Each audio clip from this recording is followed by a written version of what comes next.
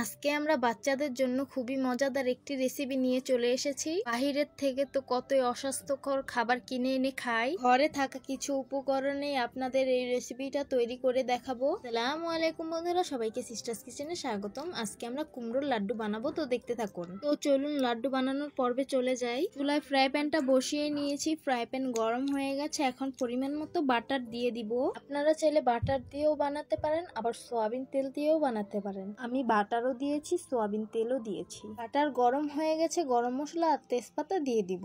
একটু নেড়ে নিব যাতে না পুড়ে যায়।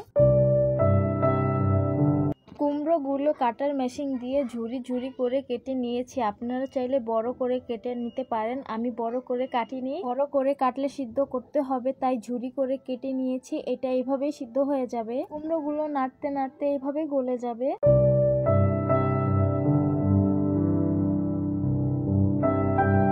থেকে পানি উঠেছে আর কুমড়ো গুলো সিদ্ধ হয়ে গেছে। আপনারা যখন রান্না করবেন তখন পানি না উঠলে একটু পানি দিয়ে সিদ্ধ করে নেবেন। পরিমাণ মতো নারিকেল কুচি দিয়ে দিব, স্বাদ মতো লবণ দিয়ে দিব, তারপর ভালোভাবে মিশিয়ে নিব। পরিমাণ মতো চিনি দিয়ে ভালো করে চিনিটা মিশিয়ে নিব।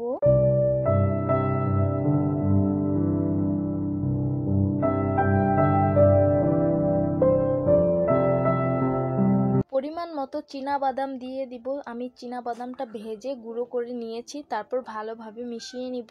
আপনারা চাইলে কাজু বা পেস্তা বাদাম দিতে পারেন, আমার হাতের সামনে যা ছিল তাই দিয়েছি। 20 গ্রাম পরিমাণ গুঁড়ো দুধ দিয়ে ভালোভাবে মিশিয়ে নিব।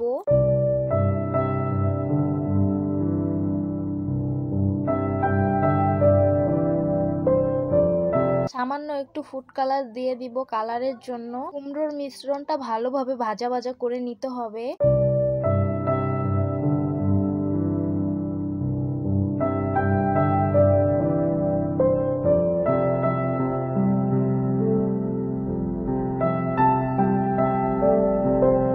মিশ্রণটা ভাজা ভাজা করে নিয়েছি, নামিয়ে ঠান্ডা করে লাড্ডুর শেপ দিয়ে নিব। কুমড়োর মিশ্রণের কালারটা কত সুন্দর এসেছে। এখন একে একে সবগুলো লাড্ডু বানিয়ে নিব।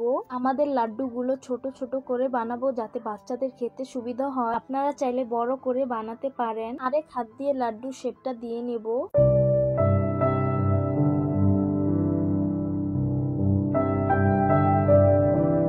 সবগুলো কুমড়োর লাড্ডু বানানো হয়ে গেছে। এখন ডেকোরেশনের জন্য কিছু বাদাম উপর দিয়ে দিব।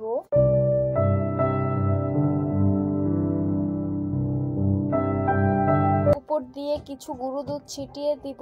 আপনারা চাইলে পুরোটার ভিতরে মেখে নিতে পারেন গুঁড়ো দুধ। তো কুমড়োর লাড্ডুগুলো পরিবেশন করে নিলাম। কেমন হয়েছে কমেন্ট করে জানাবেন অবশ্যই। এটা বাচ্চারা খেতে খুবই পছন্দ করবে, বাসায় অবশ্যই ট্রাই করবেন। আমাদের নতুন নতুন রান্নার রেসিপি দেখতে চাইলে আমাদের পাশেই থাকবেন। আমার কথায় ভুল হলে ক্ষমার দৃষ্টিতে দেখবেন। তো সবাই ভালো থাকবেন, সুস্থ থাকবেন আর সিস্টার্স কিচেনের সাথেই থাকবেন। আল্লাহ হাফেজ।